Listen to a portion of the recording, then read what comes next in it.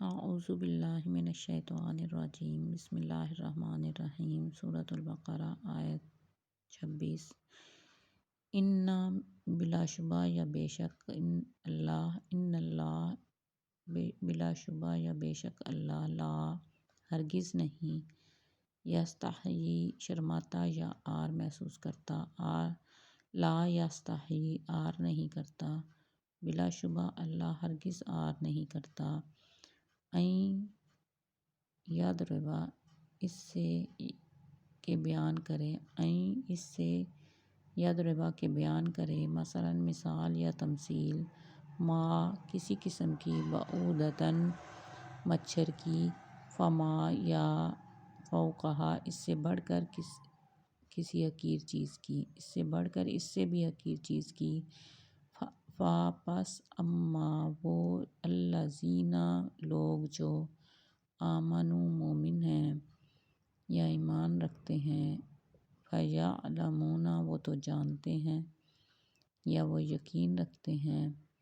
انہ کہ یہی الحق حق ہے، سچ ہے،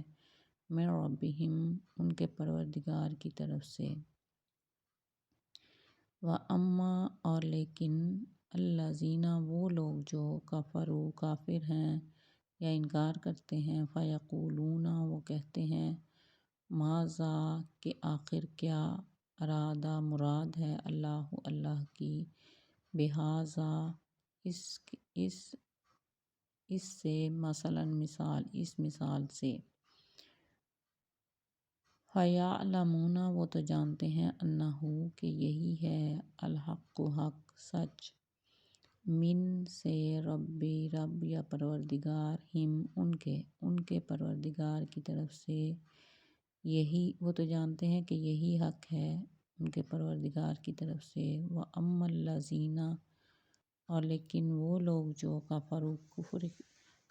ہیں، فیقولون کہتے ہیں، ماذا اراد اللہ کہ اللہ کی کیا مراد ہے، بہذا مثلا اس مثال سے، یضل گمراہ کرتا ہے، بہ اس سے، کثیرن بہتوں کو، ویہدی اور ہدایت دیتا ہے، بہ اس کے ذریعے سے، کثیرن بہتوں کو، وما اور نہیں دیتا، یضل گمراہ کرتا، بہ اس سے، الا سوائے یا مگر، الفاسقین گمراہ نافرمانوں کو، ان بیہولڈ اللہ لا is not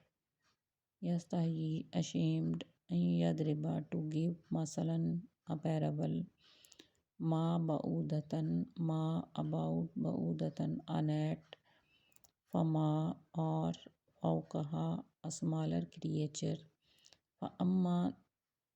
those الذین who are آمنوا believers فیعلمون know that انہ it is ul Haq the truth فیعلمون انہ الحق know that it is the truth من ربہم from their Lord and or but الذین those who کفروا deny the truth فیقولون ask ماذا what could ارادہ mean Allah بہذا by this مثلا parable بہذا مثلا by this parable یضل go astray به through it کثیرن he lets many go astray